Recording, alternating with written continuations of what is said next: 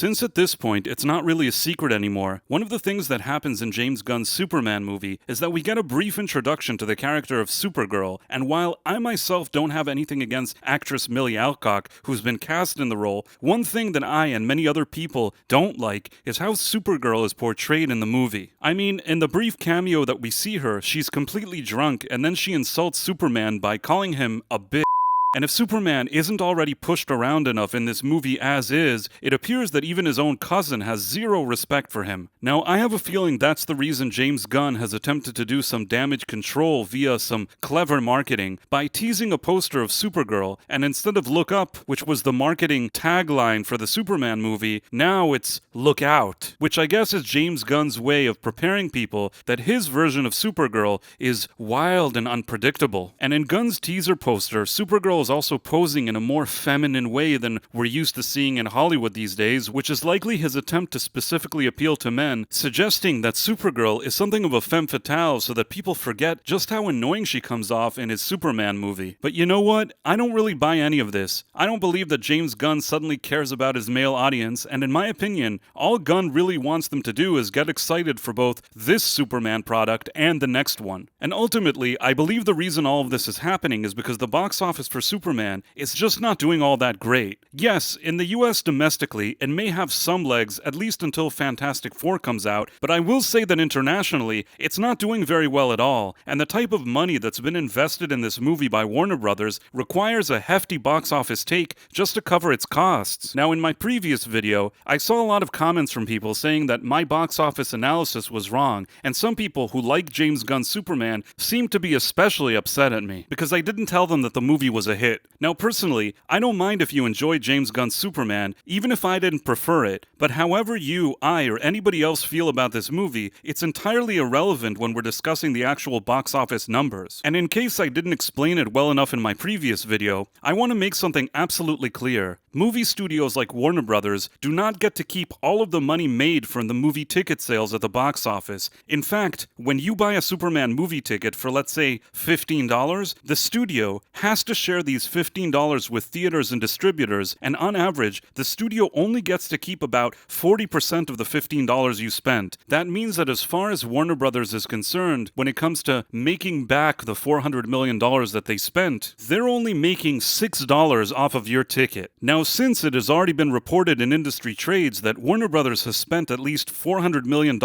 for the production and marketing of James Gunn's Superman, that means that in order for them to cover that amount that they've invested, Warner Brothers would need to make at least $1 billion at the worldwide box office, because as some of you more math-savvy viewers know, 40% of $1 billion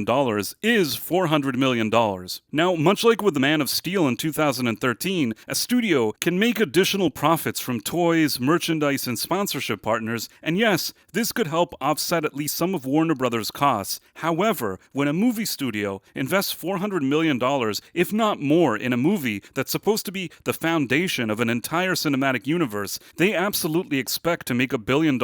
or at least something close to it, at the box office. And Warner Brothers wanting to see exactly those kind of numbers is the main reason that they shut down the previous DCEU without ever giving any type of conclusion. That's the exact reason why they hired James Gunn, and it's also the reason that they fired Henry Cavill twice. And my claim is that at the end of the day, at least at this moment in time, unless there's a significant future course correction, it doesn't really seem like this gamble has paid off for Warner Brothers at all. Now, I know that in the media, Warner Brothers CEO David Zaslav is making it seem like everything is business as usual and that he's happy with Gunn, but behind the scenes, the fact that James Gunn's Superman may not even beat Zack Snyder's Man of Steel from 2013 at the box office is something of an embarrassment for Warner Brothers, especially because this is even before we've adjusted the Man of Steel box office receipts for inflation, and if we actually did that, Zack Snyder's Man of Steel would be quite literally blowing James Gunn's Superman out of the water. And for those of you calling me a Snyder bro in the comments, I've always been consistent in my opinion about Snyder. I think Snyder has a keen eye for visuals. I liked most of his casting choices for the DCEU, and at the same time, I've also been very critical of certain creative choices that he's made, which I felt were not in line with Superman's character. But if nothing else, to Snyder's credit, I will say that I never felt that Superman was being disrespected by all the people around him within his own movies. And that's unfortunately not something I can say about Gunn, who in my opinion has turned Superman into something of a joke, which I do not prefer. But regardless, whatever sentiments I have don't apply to the box office figures. At the end of the day, James Gunn's Superman is underperforming, especially internationally, and ultimately, unless an absolute miracle happens, the movie isn't likely to make $1 billion worldwide, which means that this Superman is very likely to end up a significant box office loss for Warner Brothers, and only if they're very lucky, best case scenario, perhaps the movie can somehow reach a box office of $700 million worldwide, but even then, that would not really be considered a success, and in spite of any spin from the mainstream media, technically, that would indeed still be considered a flop. And if you want to continue to get a more honest analysis of the entertainment industry from an independent news source like myself, please like and subscribe. I put a lot of thought into these videos, and your support would be amazing. Thanks for watching, my friends. Thank you, and good day! I am such an awesome guy.